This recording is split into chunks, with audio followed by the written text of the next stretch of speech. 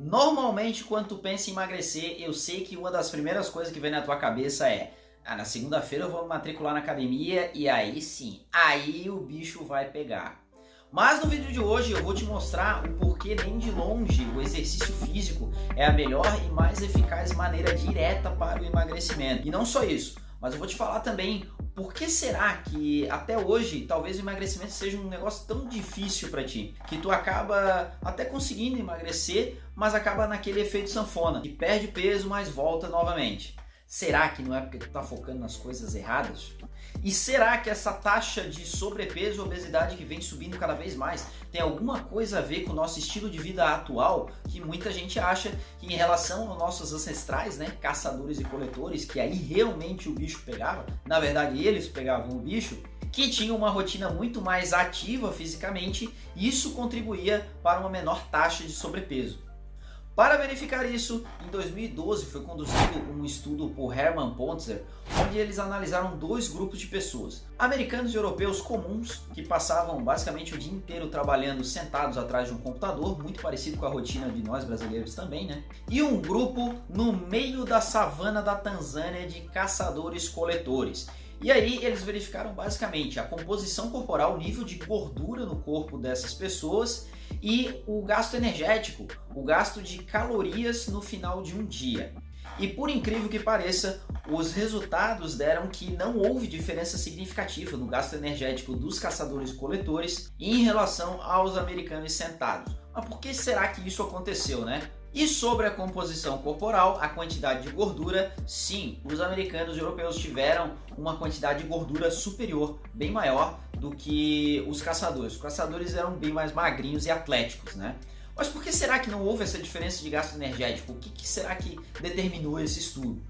Se os dois acabavam tendo o mesmo gasto calórico durante o dia, por que será que os americanos estavam mais gordinhos? Façamos então uma simulação mental aqui. Imagina que eu corro 5 km e eu chego no final desses 5 km cansado, não exausto, morrendo, mas eu chego meio cansado.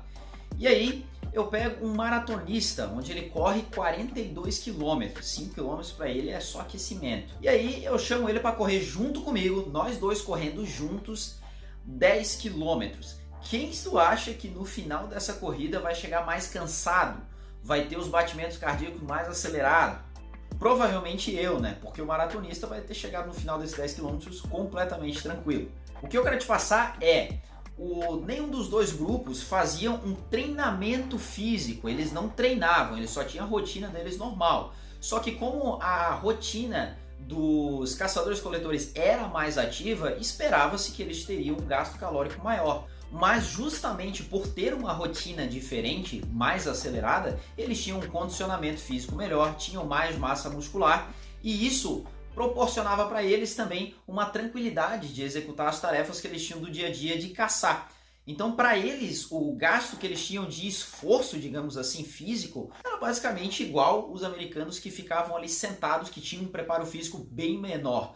Por isso, digamos que a frequência cardíaca deles não se alterava tanto assim. E aí, no final do dia, o gasto calórico acabou sendo igual.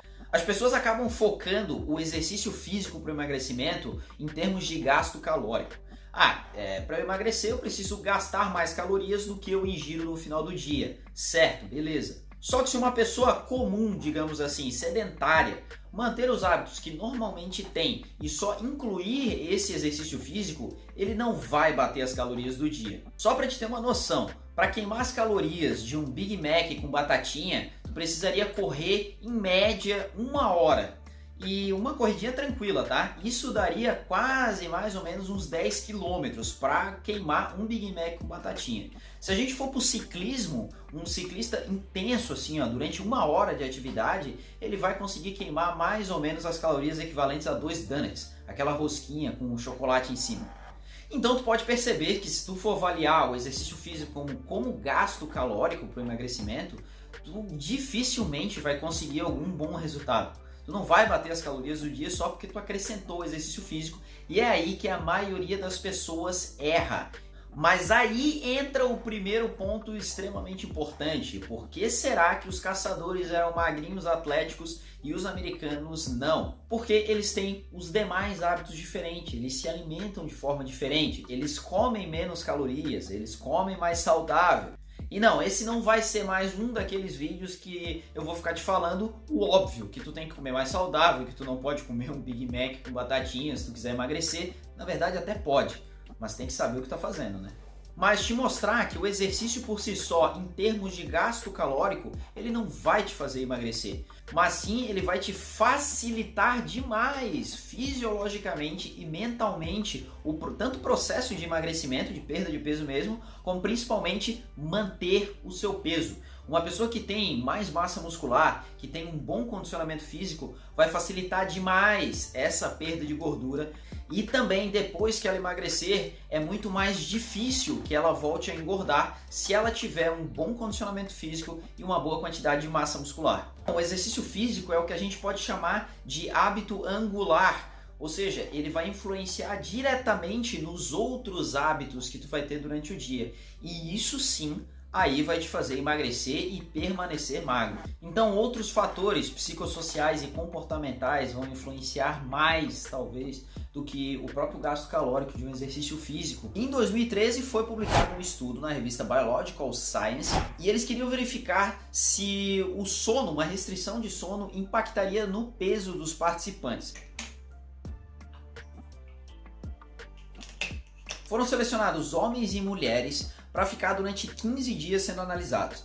Esse pessoal era sedentário, não praticava atividade física e eles tinham um sono em média de 7 a 9 horas. Nos primeiros 5 dias de estudo eles dormiam normal, então ficando entre 7 e 9 horas. No segundo bloco do estudo, mais 5 dias, eles tiveram uma restrição de sono que eles poderiam dormir apenas 5 horas por noite. E no último bloco, nos últimos 5 dias de estudos, eles teriam até 9 horas para dormir, ou seja, voltando à rotina normal que eles tinham de sono. O que aconteceu foi que, com o sono padrão, os homens estavam engordando um pouquinho. E aí, quando tiveram essa restrição de só 5 horas por noite, eles acabaram engordando mais. As mulheres acabaram engordando mais nessa restrição de sono e depois, quando retornaram ao sono normal, de 7 a 9 horas, elas acabaram emagrecendo, já os homens se mantiveram no peso. Isso aconteceu porque quando eles tiveram a restrição de sono, eles acabaram comendo mais, principalmente à noite, na última refeição, e principalmente carboidratos. Mas por que será que isso aconteceu? Quando a gente tem uma restrição de sono, o nosso cérebro não descansou o suficiente, o corpo não descansou o suficiente. Cansaço para o cérebro significa falta de energia, e falta de energia se repõe com comida, principalmente carboidrato. Então, quando a gente tem uma restrição de sono, algumas áreas do nosso cérebro são ativadas, como a gente tem uma hipersensibilidade dopaminérgica, ou seja, a gente fica mais impulsivo nos desejos. Então esse povo, mesmo que ele quisesse emagrecer, o córtex pré-frontal deles, que é a região inibitória, que faria eles pensar sobre aquilo ali antes de comer, ele é muito desativado e eles têm uma impulsividade emocional a realmente fazer o que der na telha, o que der desejo. E naquele momento, como o cérebro deles estavam cansados, eles acabavam comendo mais. E isso acontece todo dia com muitas pessoas e elas não percebem, elas acham que não tem relação nenhuma com o sono. Ela simplesmente chega na frente daquele cachorro quente à noite e ela não consegue resistir, ela tem que comer. Então, ó, o sono, a qualidade de sono é um dos primeiros pilares que tu precisa cuidar para que ela não interfira no teu comportamento habitual durante o dia e faça com que tu ingira mais calorias do que tu realmente precisaria ou até que gostaria. E o segundo ponto interessante desse estudo foi que tanto os homens quanto as mulheres, eles se sentiram em nível de exaustão de 20 a 30% mais cansados. Isso leva a essa alteração no cérebro que a gente conversou, mas também, se por exemplo, estivesse aqui fora e essas pessoas treinassem, provavelmente já seria dias que ela ia matar o treino, ela não ia treinar. E quebrando essa rotina de treinos, lembra que a gente conversou? São hábitos angulares, a tendência de elas caírem em outros comportamentos também, que vão levar a engordar, é bem maior. Então pessoal, o que vocês têm que ter em mente para começar a emagrecer não é simplesmente começar um exercício físico com a intenção de gastar muito mais calorias do que está ingerindo e aí sim emagrecer. A intenção que vocês têm que ter, todo mundo sabe o que deve comer e o que não deve. Todo mundo sabe que tem que praticar atividade física. E tu não precisa necessariamente de 1, 2, 3 horas de treino por dia. Tu pode fazer treino de 20 minutos que tu já vai ter os resultados que tu quer. Como esse aqui, ó, que eu puxo treinos em casa, sem equipamento nenhum. O jogo que realmente funciona é nós entendermos como o cérebro e o organismo funcionam e aí fazer com que eles trabalhem a nosso favor para o emagrecimento. E não jogar contra, como atualmente a gente acaba fazendo. Dormindo mal, bebendo pouca água e não fazendo exercício físico ou fazendo em excesso com ódio. Então a pessoa ela vai começar uma rotina de exercício físico e ela odeia fazer treinos e ela vai lá e já entra numa academia e começa a treinar 1, 2 horas por dia.